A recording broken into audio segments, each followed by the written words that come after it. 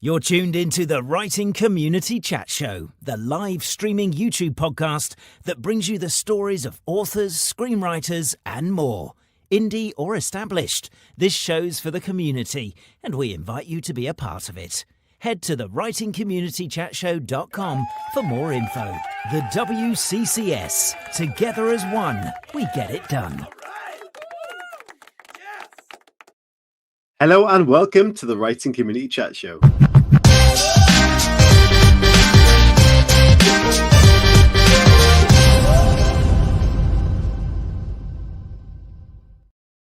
Hello everybody and welcome to this week's Writing Community Chat Show.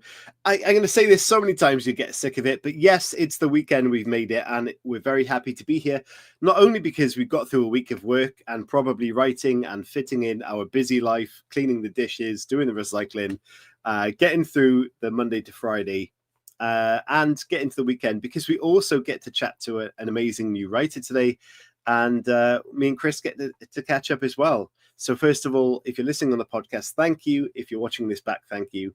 If you're tuning in live, thank you as well. Chris, how have you been? How has your week been? Yeah, it's been a good week.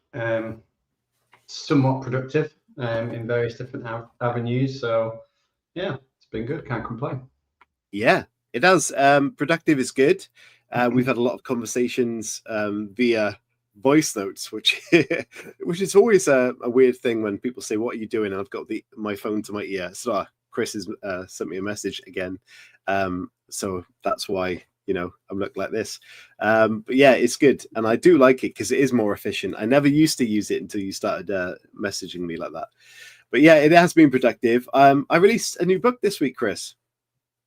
You did? Yeah.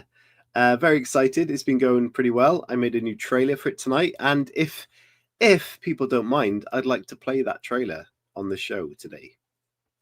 Yeah, sounds good. I've already got myself a copy of it, mate. It's on its way. Oh, thank you so much. That's going to be my first Cold Pod book review. Well, yeah, yes. A bit of news for everybody. The Cold Pod is something Chris Hooley's been doing for quite some time, and in his journey of positivity, and he's been coaching me very well in the positive world. He has also convinced me. I stupidly suggested this for my birthday last month. That is what I wanted, is a Cold Pod, and it is coming and arriving this Sunday, 2 days away. So the stupid idea we came up with is Chris Hooley is going to do a book review in the Cold Pod, which roughly is about 3 minutes, if I'm right, Chris, in the Cold Pod. Yep, 3 minutes. Yep, and equally, if I can brave it, I will be doing a 3 minute or roughly a 3 minute advertisement for the show, who's on the show this week, in the Cold Pod as well. So you're going to see a lot of swearing, a lot of breathing heavy, and possibly pausing out from me, and book reviews from Chris Hooley. So that's interesting. Yeah, it takes some getting used to, but after, I'd probably say the first 20 seconds, once you've got over that, you're good to talk. Oh, trust me, I've tried the cold showers. 20 seconds does not. No, in the entire time, I'm like, it's freezing, and I make silly noises, and the swear words come out. It's ridiculous. My tip would be get your shoulders in, because then when they're in, it makes it so much easier. You think it wouldn't be because you're more immersed, but it does make a difference. So this is a question I've got for you then. Being someone who has experienced the Cold Pod, there's lots of benefits for this, for physical and mental health. And I want to know, has it affected your kind of creativity? Has it, going for a nice walk can often spark that kind of creative path. Has cold therapy done that for you? No. Fair enough. Yep. No, it's not. But what it has done is it's helped me deal with more stressful situations, because the big thing about the Cold Pod is the breathing. And now when I find myself getting anxious or stressed about something, I find myself automatically taking deeper breaths. Which means I get more oxygen in, which means I start to calm down. And as someone actually commented in work today, they were like, "You are the calmest man I've ever met." And I was like, we do work in a high school, so that's quite a compliment. Do you know what's really, really strange about that is, Chris? This week I've had almost the identical compliment by someone who's a bit older, who's lived a life in a hectic place, and he said, "I am the most laid-back person he knows." Isn't that weird that we both had that weird compliment this week? Yeah, but keep them going. Yeah, by all means. Okay, so I'm going to do a shameless promotion and play the trailer that I've made for my new book. So if you're on the podcast, I apologize that you might obviously can't see this, but you know there's graphics to go with it, but you can hear it. So my new book is out, came out on the 1st. It's on Amazon for paperback and ebook. So this is my brand new trailer. Please let me know what you think, and if you purchased it, thank you so much. It's had a few sales already. I'm quite impressed by the response it's had. So thank you so much for those getting involved. And if you want to pick it up, please do so. Here's the trailer.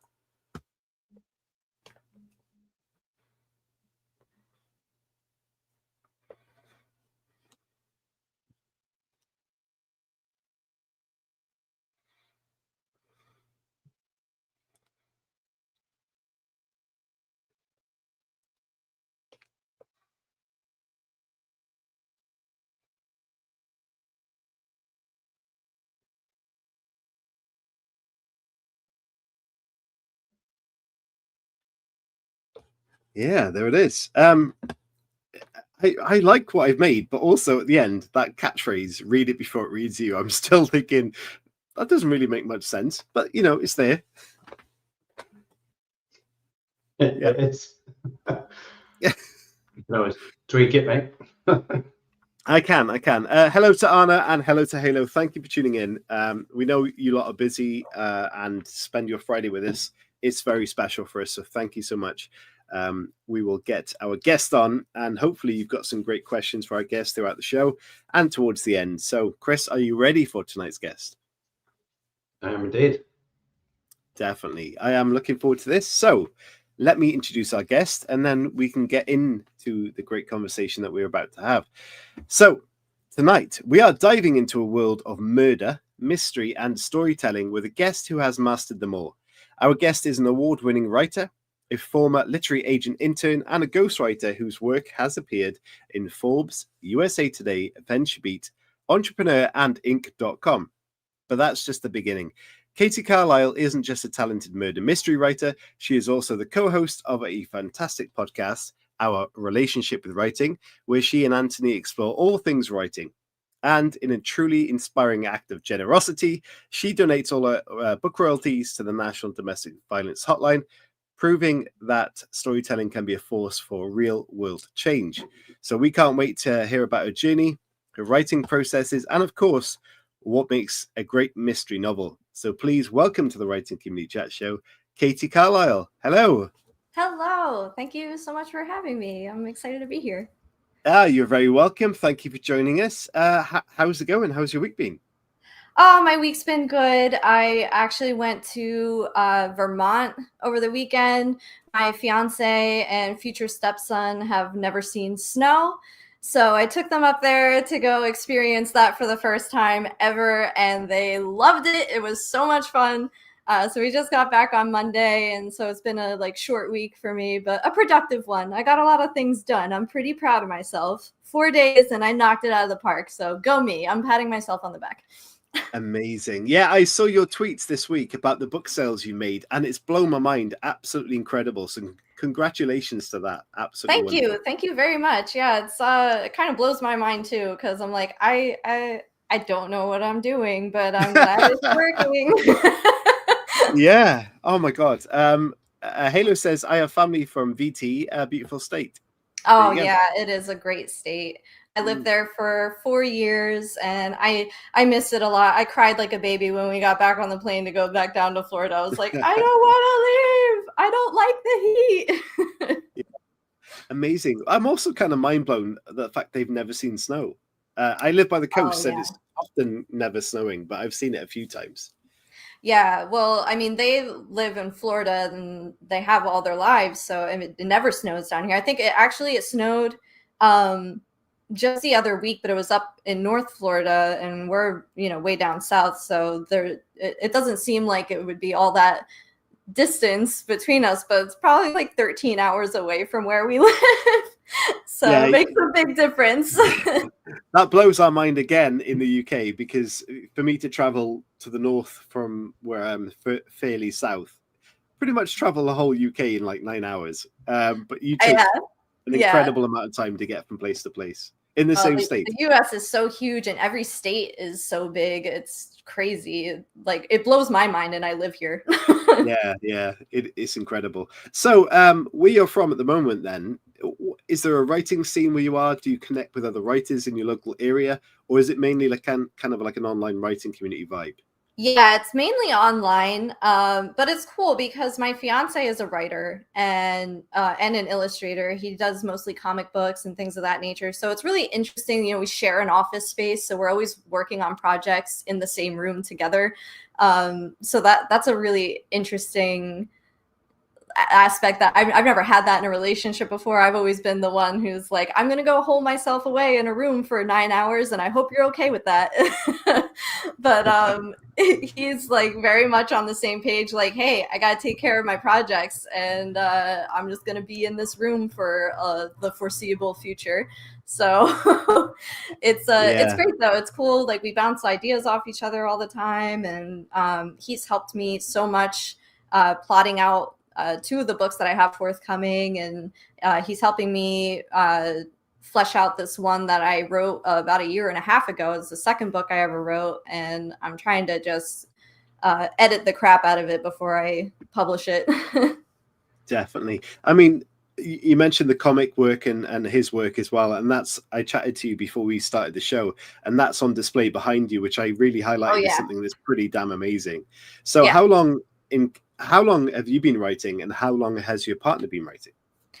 I have been writing since the time I could hold a pen. I know that's like a very cheap answer, and people are probably like, oh yeah, right. But for real, I mean, it was to the point where my mom had me like tested to see if I was some sort of savant, because I had taught myself the alphabet using those blocks before I turned 1. And then by the time I was 2, I was reading my first book. And then by the time I was 3, I was like, give me a pen. I need to write things down. So it's just like crazy how that happened. But I've always known. I was just like, yeah, this is what I want to do. This is, you know, the career that I want to have. No matter whether it's writing the ingredients on the back of cereal boxes or writing books, I want to be writing. So that's always been in me. As far as Anthony, he's been writing comics with his best friend since high school. And they really just started kind of putting them all together and doing it regularly within the past few years. So it's been really awesome to see them kind of take off and watch them grow. And now they're putting out like new ideas, new comics. They're finishing up the one series that they had. So it's really cool. They do really excellent work together. They're a great team. So it's really fun. So I think what I'm interested in that's really kind of jumping out at me in that kind of relationship with different writers, being kind of comic main lead compared to sort of mystery and thriller. Does either complement another in any sense, or do you kind of work independently? I think we complement each other a lot, actually. You know, there are a lot of times where, because even though he largely is in the comic book space, he does also have a novel that he is hammering out, and he put together like the first draft of it, and I read most of it. I haven't gotten around to finishing it, and now I'm like, I don't want to finish it because I know you're editing it and I want to read the new version. So it's really cool though, because we have a very similar way of thinking. And he really loves puzzles. So having that mentality really helps me when I'm putting together murder mysteries and psychological thrillers, and having that element of suspense like constantly woven within a story. It helps to have him there to bounce ideas off of, because he has that similar mindset as well. But as you pointed out, it's a little bit different. So the way I think about something, he'd be like, well, hold on a second. I got a plot hole for you that you might want to fill before you keep moving forward. Nice. So it's really, great to have that, because he keeps me he makes it easier to spot those things before I get too in the weeds, and then it's too late and I have to do a lot of rewriting. Yeah, that is really good to have someone like that. Yeah, amazing. We've kind of already touched on sort of where the writing came from in your journey, because clearly at a young age you were destined to be a writer. But we're going to play the first little video, which is the part 1 video, the road to writing. And we're going to find out how you got to where you are now.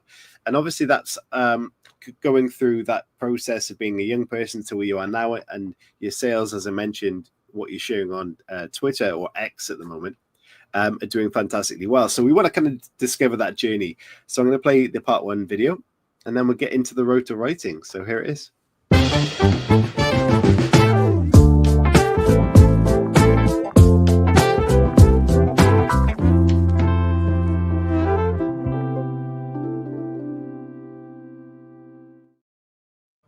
So Katie, take us back, because obviously at a 3-year-old you started writing, which is incredible to think about, but at some stage that would have to have transitioned into a more serious thought process for you. So do you remember what that was, and what were the biggest inspirations for you up until that point? Yeah, absolutely. Well, there were like 2 key moments that I remember, and one of them was right after my parents got divorced. I was around 7 when that happened, and obviously, as any young child would, going through that, it would be completely traumatizing, and I was just dealing with a lot of emotions that I really didn't understand how to process. And my grandfather had gotten me Harry Potter. And so he gave me this book, and he was like, just read this and maybe it'll, you'll like it or whatever. And he didn't really think anything of it. But to me, that was like, yes, I need this in my life right now. And I just, as every child in the 90s who's growing up with Harry Potter can relate to, I became completely obsessed. And I love those books so much. I spent all my time reading, not only that, but anything I could get my hands on. And by the time I would say around 10, I started writing poetry a lot. And I realized that it wasn't really something that I just wanted to do as a hobby. It was something that, around that time, it's, common for kids to be asked that question, like, well, what do you want to do when you grow up? And I started to realize, oh, I want to be a writer. Like, this is what I want to do. So I took it very seriously. I loved school. I was such a nerdy kid, if you can't tell by the giant glasses. I really wanted to make it a habit to do it every day and to do it really well. So I started to just write poems every single day. I had notebooks and notebooks that I would just fill and fill and fill. But I never really felt confident enough to write a full novel. Not until I was around 30. I had attempted it a few times before then. And every time I did, I just kind of let it go. I didn't have like an idea that was, soup to nuts kind of fleshed out. So I was like, I'm not going to do this. I did some short stories. I had them published in some literary magazines, and that felt great. But I was like, I want that. I want to write a book. Like, I know I have that in me. I know I can do it if I just give myself permission to do it. But I was going through a lot of, again, personal trauma. My dad died unexpectedly when I was 26. And he was like my biggest champion, and I loved him so much. And like losing him, I was like, oh, I don't even want to write anymore, because what's the point? Like, he's not going to be there to see any of it. And I lost that love for a while. And then I started to realize by not writing, I was dishonoring his memory, because he wouldn't have wanted that for me to just give that up. He always pushed me to write. A lot of other kids' parents were like, you have to do something more practical, like be an engineer or, be a teacher or something like that. And but my dad was always like, no, do what you love and the money will follow eventually. Don't even worry about it. Like, you can do this. So he really pushed hard for me to follow that dream, and I'm glad that he did. So I started picking it back up again, and that's when I wrote my first book, Reasonable. And I had no plan going into it, just like every other time. But I was like, for a long time, whenever I tried to write a novel, I just had this in my head, like, I can't share it with anyone until it's completely done and ready. And so this time when I did it, I was like, okay, if you're going to do this, you have to do everything completely differently than you have every other time. So after I wrote every day, I would share what I had written with somebody and read it out loud. And that just kind of kept me going, because I wanted that rush of sharing something that I had written with somebody and hearing their reaction to it. So that kept me going back every day. And then at the end of 100 days, I had written my first book. And I was like, wow, I just did that. I could fucking do that again. Yeah. I just like kept doing it. I love that. And there's a few things that jump into my head. And I've seen Chris noting down some things there. So I'm sure he's got questions for you. But going right back there to where you talked about, your parents' divorce, and, a lot of us have been through that, and we know you kind of stick your fears and your kind of frustration somewhere. Do you feel like your grandfather giving you the Harry Potter series was like an amazing outlet for you at that point, where you just got lost in that world? And then that was the reason why poetry came into your life, because that suddenly became a way for you to express your feelings as well. It seems in my mind like that could have been a really well-timed sort of distraction and outlet for you. Absolutely. I mean, without a doubt, that's just, you hit the nail on the head. Like, in addition to that whole trauma, I did not have a good home life. It was not a happy childhood. So having books and escaping through that was very healing for me.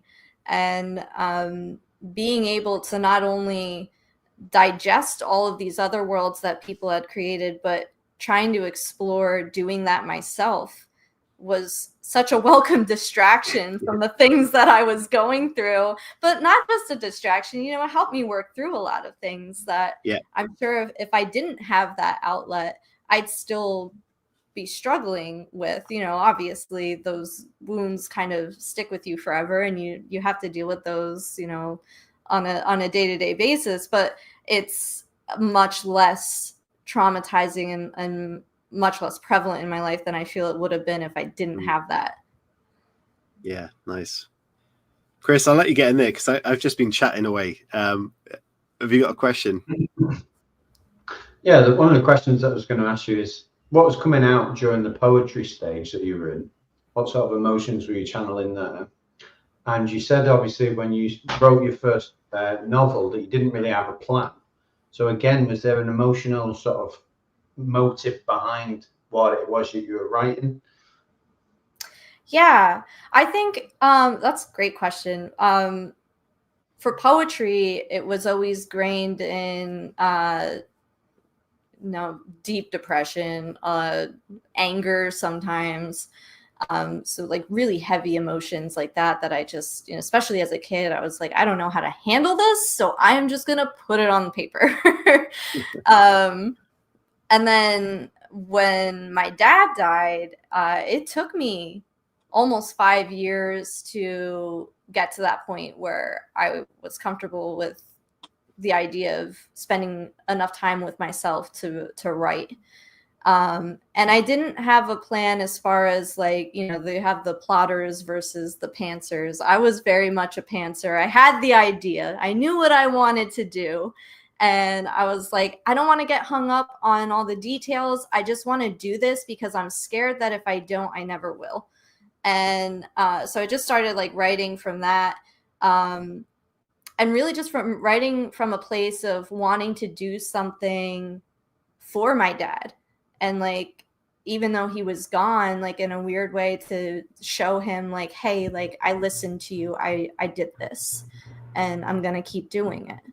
So, you know, it was very healing. You know, I didn't write from a place of like, you know, anger or depression or anything. I was very focused and very, I kind of imagined him like in the room with me a lot during that process, and was like, you know, just trying to imagine what his reaction would be to certain things. And like, you know, would he like this is what I kept asking myself, because he always read my stuff. So I was always like, just in the back of my mind, I was like, what would Dad think of this? Would he like this? Is this cool? Yeah. All right. It goes in the book. Nice. There's a question. Sorry, Chris. I was going to say, has your process changed then, in terms of like you talked there very much about being motivated almost by pain. So how has that creative process changed for you, assuming that pain is no longer such a massive influence in your life? Yeah. Oh my gosh. Great questions. I think that, you know, there's always that underlying pain, especially, you know, for someone like me. I've been through a lot. I've been through a lot of crap, especially in the past like couple of years. It's been really rough. But I try to channel it in a way where it's not so chaotic anymore. I'm not writing from a place where like if I have those high emotions, it used to be that I would just go to the page and start writing, and it would be like the craziest nonsense that I'd ever come up with. And now I just kind of like, if I'm in that state, I can't even approach it. I have to cool off. I need to take a minute to refocus and, you know, get my calm back. And then once I can, I'm able to get back to that and start doing it again. But I think one of the greatest lessons that I learned, and probably the greatest replication of that, is the fact that I did pants my first book, and that's the only reason why it turned into a trilogy, because it got away from me. And I was like, well, I don't want to do this again. I want to be more focused. I want to, you know, have clear, concise, easily digestible ideas that can stand alone and leave an impact on a reader. So I started to plot it out. And I understand, you know, you can totally achieve that going the pantsing route with no plan at all. But for me, I just kept digging myself little plot holes here and there, and then having to go back in and like stamp them all down along the way. So I figured that if I took the time to really plot it out and, you know, build that outline from the beginning, I could do much better. And I've done that with every book since then. And I've written 6 total since June 2023. Amazing. Love that. I'm going to jump in there, Chris, because this is a conversation that's going in really well, but we've not even scratched the kind of career in that aspect, but which is fine, and that's really good. But what I want to ask is, you mentioned something earlier that is intriguing me, and I want to know what advice you've got. Is that you mentioned that you kind of didn't have the confidence to even share your work with anybody, you know, leading up to the kind of release of your first book, but then suddenly you had that inspiration to do so. So there may be very many people in that situation where they're stuck with that fear of sharing their work. What advice have you got for someone who is in that situation? Take that leap. It's scary and it sucks, and there's no way around that. But you have to do it, because it's the only way. So here's the thing. I write for a living in addition to, you know, writing for leisure. You know, for creative pursuits. But one of the things I always tell my clients when I write, you know, articles for them is like, I don't want to know what you liked. I want to know what you hated, because it's the only way that I'm going to get better. And if I don't hear that, it sucks. It's the worst thing ever, but you got to rip it off like a Band-Aid and just look at that wound for a little bit, understand what's infected, and then grab the medicine and apply it, because that's the only way that you're going to fix what you did wrong. That's great advice. Love that. Yeah. Wow. Okay, cool. So we should nearly be moving on, but we need to kind of catch up with the career process here, because it's really interesting. So you've gone through your first novel. You created a 6, was it you said? Yeah, 6 books Yeah, total. 6. Up to the point where we are now, where you've become successful in terms of sales. And I can't remember the number, but you shared a tweet, or whatever it's called these days, saying that Whatever. you've made really a decent amount of sales, in a couple of weeks. So do you feel like there's a reason for that success? And is that a case of kind of building your author profile, releasing 6 books so you've got a following base, or is there a reason you think that you started selling so many books in that case? I've been trying to pinpoint this myself because I'm a little bit perplexed by it. It just sort of happened very suddenly, especially with I Know What I Saw. But I think that, reflecting on it, I'll say the biggest thing that has helped me is really building that audience on Twitter. I'm going to call it Twitter because that's what it's fucking called to me. Absolutely. But I really only post there. I have social profiles on Facebook and on Instagram. I even have it on TikTok, and everybody's always like, "Oh, you gotta be on Book Talk. You gotta do this, gotta do that." And I'm like, no, you don't. Because this is another thing that I tell my clients, because in addition to, my copywriting, I will do social media marketing for them. And a lot of the biggest mistake that a lot of them make is they'll come to me and be like, well, I want to be on every social media platform that exists because that's how you reach the biggest audience. And I'm like, well, no, it's not. Because if you spend all of your time tending to all these little channels and you only really give a shit about one of them, so why are you wasting your time on all these other things that you don't want to be a part of? Because social media isn't just you post something and you hope it does well and you just kind of shout into the void. You have to be there and be an active member of the community and talk to other people and reply to their posts and have genuine engagements, because that's the only way you're going to get that back. And Twitter was the outlet for me where I recognized that there were a lot of people on there whose opinions I shared, some of which I didn't, but we still had great conversations and I learned from them. So it's been a really amazing place to find people within the writing community that I wasn't able to find when I was living in isolation in Vermont in a town of fewer than 1,000 people. So it was, difficult for me to make those connections, and having that on Twitter has really helped. I think almost all of my sales come from Twitter. I don't really run ad campaigns anymore. I don't have a strong network of friends and family who are there to support me. So all of that comes from people online who follow me there. And I'm so grateful for all of them, because it's crazy to me. Yeah. But that's how we got connected, and literally how this show started. And it was the love of the writing community on Twitter. So it is there, and it is there for people, as exactly as you said. And we've preached about this before, with building your author profile in the sense that you're connecting with people as an author rather than pushing your book out there constantly. And you're a perfect example of that. So, it's great advice, and hopefully people will resonate with that and take it on board, because I'm victim myself to using multiple platforms when we used to use just the one. And it is the way to go, because you need to focus all your attention in that one place, and it does make sense. Well, you got to treat it like a job, really. People think, oh, if I just post once a day, that'll be sufficient. And I'll just post something that's self-promotional so people know where to get my things. And I'm like, nah, that's not how it works. You have to invest at least a half hour of your time a day just to interact with people, and then you can post something or whatever. You can use the scheduling tools that are available to you. So if you're not able to find the time out of your day to post something, at least you have it scheduled so your feed isn't going stale. There's so many tools at your disposal. I really just take time at the beginning of each month to crank out 30 posts, and then I'll just schedule them all out.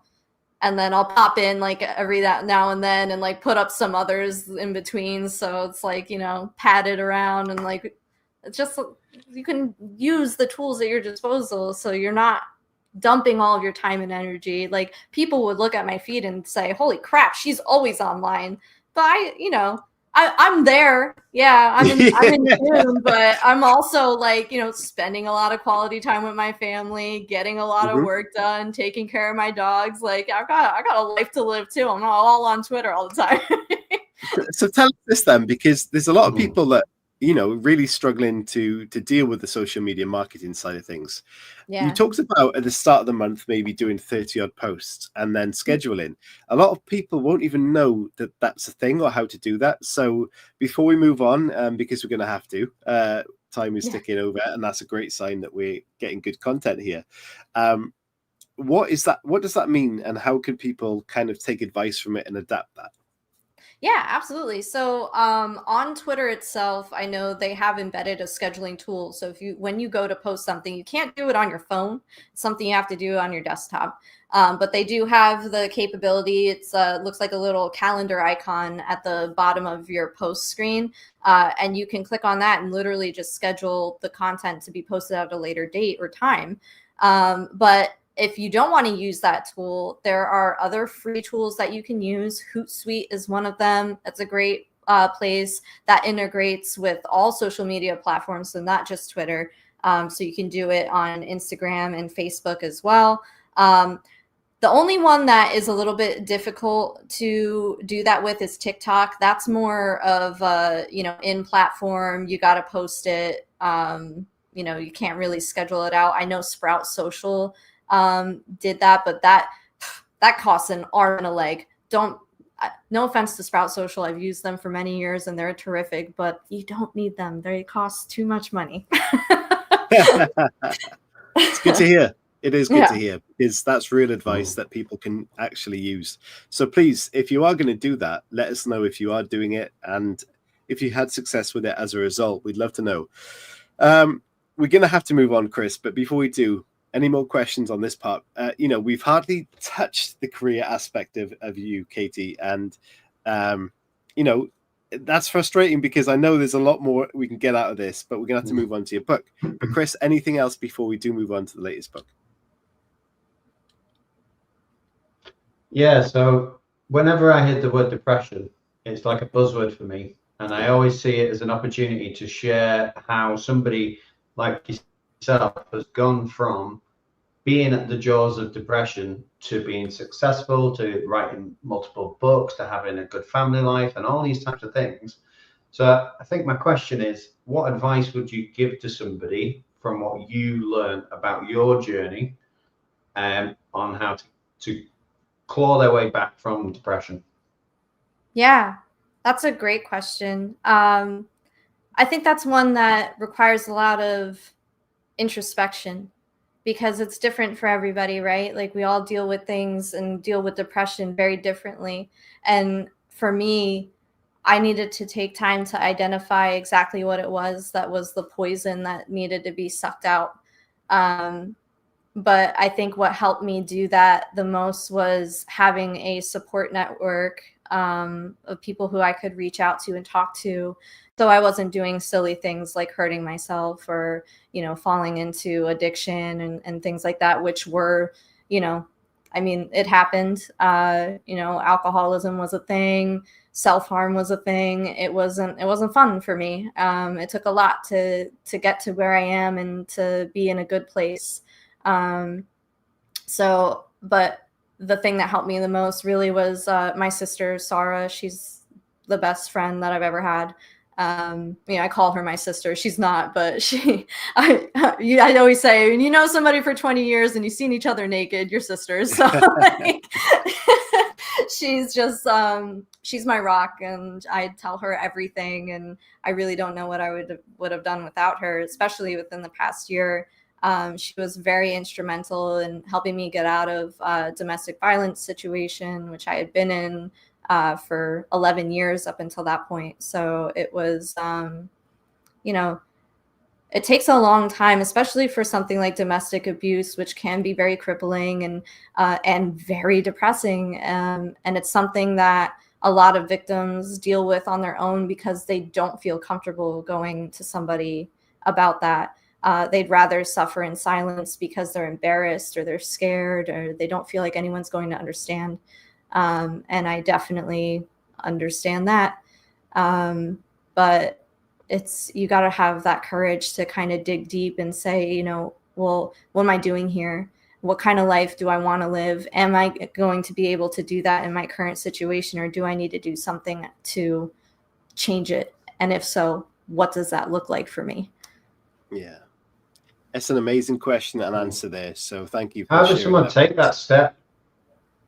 That's another great question. Chris, I was just gonna stay on it. Yeah. No, I that's a great question. It takes a lot of courage. It's scary, right? It took me 11 years to take that step and reach out to my best friend who had already known really what was going on. And I said to her, you know, I need help. Like, things aren't great. I know you know that. And like, I need help to get out of this. And together we found an organization called the National Domestic Violence Hotline. They have a vast network throughout the entire country with a lot of resources at the local level that can help people, you know, access whatever it is they need. If they need a lawyer, if they need housing to get out fast, if they need a police escort, if they need therapy, if they need financial assistance after the fact that they've left. It takes a lot of strength and planning. That's a great point, Anya. It really does. You need to, you know, not be so irrational about it. You know, at first I was like, I need to get out of here. Like, it has to happen now. But I needed a plan. And that organization really helped save my life, because if I didn't reach out to them and understand what I needed to do to build that plan and get out of that situation, I really don't know where I would be right now. I don't like to think about it. Yeah, that was the question I was going to ask, is about the hotline. But you obviously covered that. And Annie did make a point that her sister took 13 years to leave an abusive marriage, but we didn't know until she told us, which is a really kind of crucial thing. And you mentioned you had your sister, who's your supportive friend, that kind of knew it on the outside as well. But then, you know, if you are that person, you know, just that conversation might be the little icebreaker that needs to happen. Thank you so much for sharing that with us. Obviously, it's a traumatic incidents in your life, but you know, it's been part of your story, which has led to where you are now. So thank you so much. Absolutely. Yeah.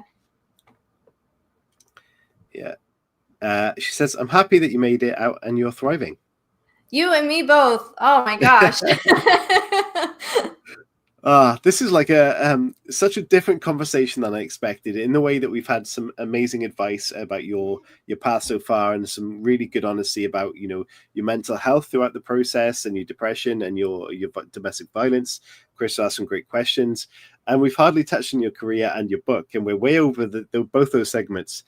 But what we're going to have to do, because it's been wonderful, and I wish a lot more conversations were like this, and me and Chris are definitely talking in the background, breaking news for everyone about what do we call it? The mental podcast. It didn't quite sound that way, but you know, about talking about mental health and depression on the side. So this has been wonderful.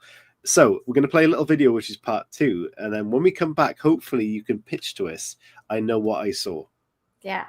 And we can talk about that. So we're going to play a very quick trailer, part 2, coming right up. What's the story?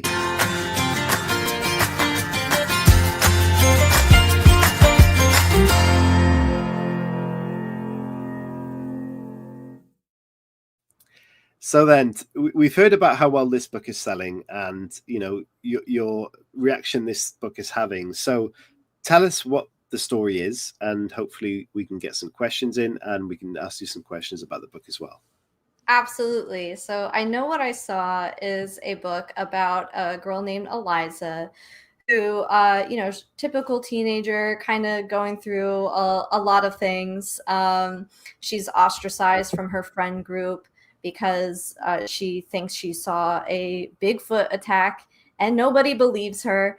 But it's a little bit more than that, because the Bigfoot attack in question did result in a peer's death. And she witnessed this happen with what becomes her best friend, Simon.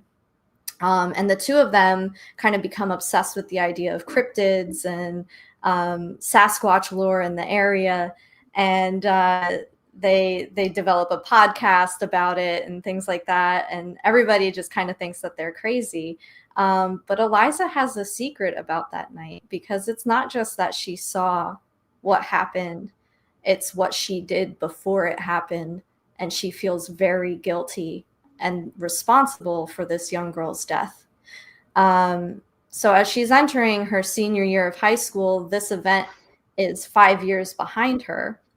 And she comes to her English class and realizes that the brother of the girl who died is now going to be her long-term sub, because her English teacher is leaving because she's pregnant.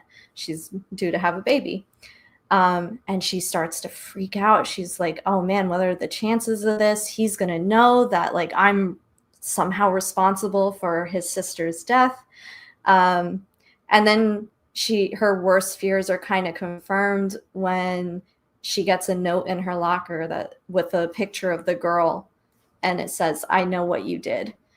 And she's like, oh crap, what's going on? So now she's like, well, what did I really see? You know, what was this, a Sasquatch attack, or was this something else? And how soon can I prove it before I'm the next one who turns up dead? So it becomes, you know, this race to get to the truth before the next horrible thing happens in their town. And a lot of horrible things are happening in their town. So it's a spooky read. It's very suspenseful. It's a lot of fun. But it's also very sweet. You know, hers and Simon's relationship throughout is very endearing. They're very close friends, and they understand each other in a way that she doesn't really get. It's a very small town. When I wrote this, I was inspired by it takes place in a real town called Whitehall, New York, which is known as the Bigfoot capital of the Northeast. They do have a Sasquatch festival every year in September. The lore there is out of this world. The one man that I mentioned in it, Brian Goslin, he is a real person with a real story about what he saw on Aber Road in 1970 something, which he tells at the Sasquatch Festival every year. My neighbor knows him. They're good friends. And when I gave him this book, he was like, no way! So wow. like a lot of the things in this book are very much grained in reality. Chief among them being the Sasquatch lore, and everything, the way that town is laid out, the history of it, the way it looks, how many people live there. It's all very real. I drove through that town so many times. You'll feel like you are there. I literally was going to ask about what research you did behind the folklore and, you know, kind of environment. So literally that's what you did. Is through actual knowledge of a local festival and experience of driving through there. I think that's incredible. Well, so one of the first things that I noticed when I moved to that area was there are Sasquatch statues everywhere. There are Bigfoot crossing signs everywhere. And I was just like, I'm looking around. I'm like, what the fuck is going on in this part of the country? Like, why do people believe this so much? And then I lived there for 4 years. Yeah. And I lived very deep in the woods. There wasn't, very many people around. I mentioned before, it's a town of less than 1,000 people. My closest neighbor was about a quarter mile away. And I'll tell you, I love the outdoors. I've been outside a lot, I appreciate the wilderness. That experience was very eye-opening to me because I didn't really believe in that kind of thing before I moved there. And then I moved there and I was like, okay, there's something freaky. There's something different out here. Are you talking like about kind of the atmosphere or the vibes? Is it different than most places? Oh yeah. Absolutely. Yeah. It's unlike anywhere I've ever lived. I've lived a lot of places. I've moved like 30 times in 32 years. Yeah. And so I've lived a lot of different places. That place was very different. Wow. But the thing that always freaked me out the most was at night, you know, you go out in the woods and you're in the woods, like it is dark. And you hear a lot of things. You know, a lot of people think, oh, the woods so peaceful, so quiet. No, it isn't. It's loud out there. But every now and then it does get quiet. And that's when you're kind of like, oh, what's going on here? Like this isn't right. There should be noise and there isn't now. And on those nights when I would let, you know, my dogs out in the yard or something, without fail, they would go to one particular area in the woods and just stare out. And they would get frozen with fear to the point where, and these are hound dogs, you know, blue heeler, you know, there's like herding animals and stuff. They're not afraid of too much. But whatever they saw in that particular area, they didn't like. Wow. The one dog, she would get so scared that she would just freeze, and she would literally, without taking her eyes off of what she was looking at, back up until she felt comfortable enough to turn around. Then she tucked tail and ran back into the house. And I was like, I'm not going out there. I'm going to lock the door right now. I'm locking the door. Yeah, exactly. Oh my goodness. That's incredible. Yeah. So, I mean, you know, I don't know what's out there. I've never seen anything. I've heard some weird things I can't really explain. My dogs certainly feel like they've seen some things they can't explain. But yeah, I mean, that lore is alive and well up in that area. The woods are thick. There's, you know, who am I to say? Yeah. My God, we're talking about so many good things. We're missing out. I should forget the structure. It doesn't need to be. Throw it out the window. Okay. Yeah.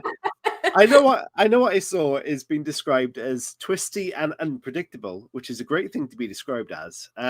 You mentioned before about being a pantser transitioning into being more of a plotter. So with this kind of twisty and unpredictable tale, was it more kind of free flowing for you, or were you really thinking about putting those twists in there? So I came up with the loose idea for this book about a year before I actually wrote it, because at that time I was still in the process of writing my trilogy. And I wanted to finish that first. I didn't want to leave readers hanging because they were already pissed off at me enough for the fact that the first two books ended in a cliffhanger. And I was like, oh, I got to get these done. So I did that first. And then by the time I was ready, I was just so ready to get this book out. And I sat and I literally just like circled around the bonfire in my backyard for like a good 2 hours, just like saying ideas out loud until the whole thing like made sense. And I was like, okay, this is how it's going to be. And then I went the next day, I wrote it all down, the whole outline. It was around like 6 pages long. Every chapter, every scene, every character, like their whole backstory and everything. So like it was tight. Yeah. I finished the whole thing in 17 days. What? To this, I've never written anything that fast or that like it's my favorite thing I've ever written. I love this book so much. It sounds like, you know, most authors do this when they really have a story that they're invested in personally and they love, and it just comes out so well. And I think this sounds very much like one of those stories. And the fact that you had to think on it so much when finishing other work, it was like one of those things that you kind of really wanted to do but weren't allowed. So it was like constantly building tension and you just wanted to get to it. So the fact that you did it and you had all those ideas in your head, you just went, I'm in, I'm fully invested, and it came out really well and very quickly. Yeah, no, absolutely. It was anytime I had like a little inkling of an idea about it, I just like put it in a note in my phone and I just kept adding to it until it was time. And I looked back on it. It's like, okay, these are the pieces that work. These ones, not so much. Get rid of them. Yeah, amazing. Right, we're going to have to like skip on because we're definitely overrun every part of this show so far. So we're going to get questions in from you guys. If you got questions in for our guests, please send them in now. I'll ask our staple questions, and I will ask them as we've lost our co-host. Maybe his internet. I don't know. He's disappeared. Maybe Bigfoot. Who knows? Maybe Bigfoot. Who knows? But we'll get onto that. So part 3, community questions coming up. Get your questions in. I'll ask the staple questions, and we'll fit them in as quickly as we can in the best kind of way, but we'll get them in. Part 3 coming right up.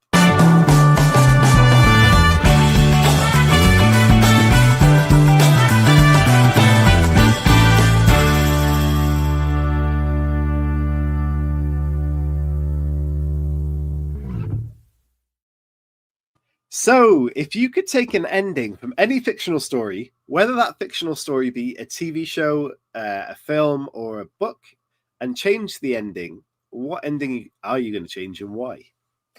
I thought about this so hard when you sent me this question. I was like, oh, thank God you sent this to me ahead of time, because I really would not have known what to say. But I just finished reading You by Carolyn Kepnes. And for the most part, I liked it. You know, I wouldn't say it was my favorite book in the world, but the ending, I just felt like there was such a missed opportunity there, because the whole thing is told almost in second person. It's not true second person, but he is talking to a specific character the entire time, this woman that he is obsessed with. And then at the end of the story, I don't want to give anything away for anyone who hasn't read it, but at the end of the story, that he finds a new fixation. And so I really kind of expected that narration to subtly shift from the you being this one character to the you being this new character, but it didn't end that way. And I was like, why? It should have been this way. It's a great answer. And Mr. Hooley will be gutted that he has disconnected, because I missed out on this interview, but Chris actually interviewed Caroline Kepnes, who wrote that You series. And he loved that. Yeah, so he would have loved to get involved in that answer, but it was a great answer. But yeah, why indeed? Don't change it up like that. Yeah, no, I was just like, it's no offense to her. She's a great writer. Like I said, I enjoyed it for the most part. It was just like that ending. I was like, man, it would have been tastier if it just kind of had that little subtlety. Like, obviously, this cycle is going to continue. Please. I think most good books, though, do get that kind of debate going. You know, I think so too. I love this ending or I hate this ending. That is literally the way a good ending kind of goes. But yeah, I don't know. Great answer. Okay, if you could take any character from fiction, and I'll also add on to this in a minute, from the world of fiction, and add that to one of your stories, what character from the world of fiction would you take? Yeah, I've actually sort of done this. I'm working on a book right now called Killing at the Crown Royal, and the main character is very much inspired by the Schitt's Creek family. Alexis Rose, like she is Chloe forever. It's just every time I'm like stuck on like, what would this character do? I'm just like, well, what would Alexis do? Because that's what she's gonna do. Nice. Yeah, but she's just kind of like going around solving a murder that happens in the apartment complex that she manages. Yeah, good answer again. The question I was going to add on to this, and it was one I wanted to ask earlier. I know what I saw obviously revolves around a protagonist there. Do you have an idea, if this was option for a TV show or a film, a dream casting you'd love to play your character? Oh my gosh, yes, I do. Well, so it's funny, like I don't have it for Eliza, who is the main character, but for Simon, I'm so bad with like actors' names and things like that, but I can tell you who it is. If you watch Cobra Kai, the boy who plays Dimitri, he is 100% Simon, but like that, or the lead character from Stranger Things, the boy with the shaggy black hair. Like I think that he would make a great Simon. And then I think her name is Zendaya. I would love for her to play Kate. I think she makes a perfect Kate.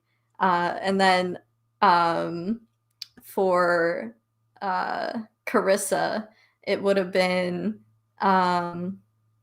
oh my God, all I can think of is the name Regina George, but you know who I'm talking about, Rachel McAdams.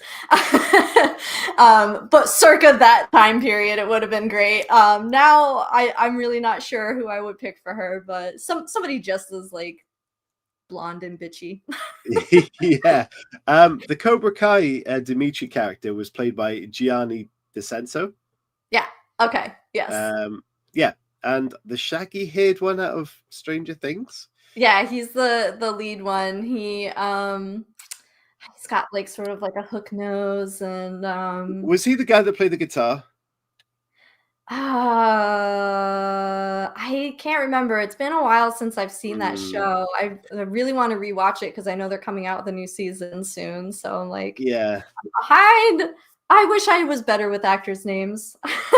I am so the same, honestly. If someone describe a film or an actor, I do exactly the same thing. You know, the guy with the hair and yes. the face? The one who looks like this and does this. Exactly. I think a lot of people are like that, and we should be proud. Okay, where am I going? Okay, we'll get a question in. We are over time, so I apologize for that if it's if you have plans. But a couple more questions we did. Okay. If you are looking back on your career, on your deathbed, this is generally Chris Hooley's morbid question, many years down the line, what would success look like to you? You know, I think I'm living it. You know, I like where I'm at for the first time in my life, and it's kind of bewildering to me because I'm so used to that insecurity, that fear, that depression, and I don't feel any of those things anymore, and I feel very relaxed and just like happy. Anytime, like I don't get a ton of book sales. Would I love a ton more? Sure, absolutely. I would love to send $1 billion to the National Domestic Violence Hotline if I could. But I'm happy with that, what I'm able to do, and I'm happy with the people who do take the chance and the time to read my book. So yeah, I mean, it doesn't really get much better than that. I can't really complain when my career is writing and my hobby is writing, and I get to do both every day, all day long. That is a fabulous answer, and I'm so happy to hear that you're in a good place. That is wonderful. I'll ask a question from Halo. Then I want to ask you about your podcast quickly, and then we'll find out some more information about you before we wrap this up. Halo says, thank you, Halo, always with the great questions. How do you make your tea and coffee? Do you microwave or kettle? Bear in mind, if you answer microwave, I might end this show right now. Well, we might need to end the show. No, no. I make my coffee in a percolator. I'm not a tea drinker, but I drink my coffee black. And so I'll make it in a percolator, and then that's all right. You know, it'll stay there, and I'll I'll fill it throughout the day, and obviously it gets cold, so I will reheat it in the microwave, but I don't make it in the microwave. No, I think that is fine. I think making tea in a microwave is psychotic, people. Please don't do it. Yes, for black coffee, she says. Yeah, I agree. But oh my goodness, when I found out people in America, Halo, Anya, a lot of Americans follow the show, and I learned this, and it shocked me and horrified me. I mean, I know everyone in the UK takes their tea very seriously.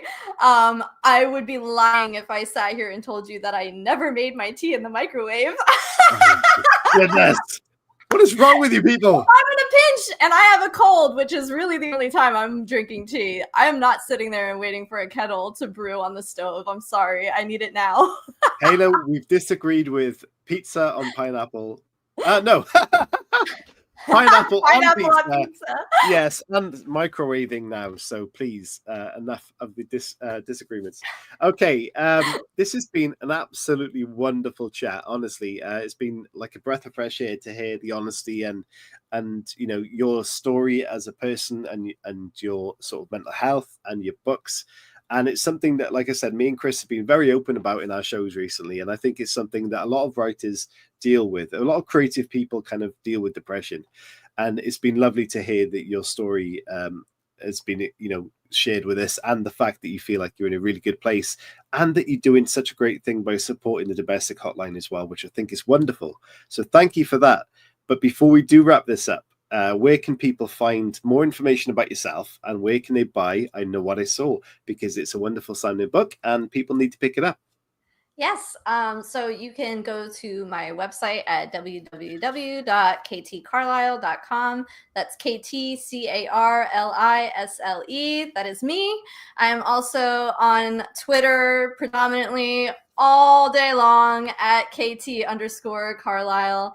And you can find I Know What I Saw at pretty much any major bookstore. I know it's on Amazon. It's on Barnes & Noble.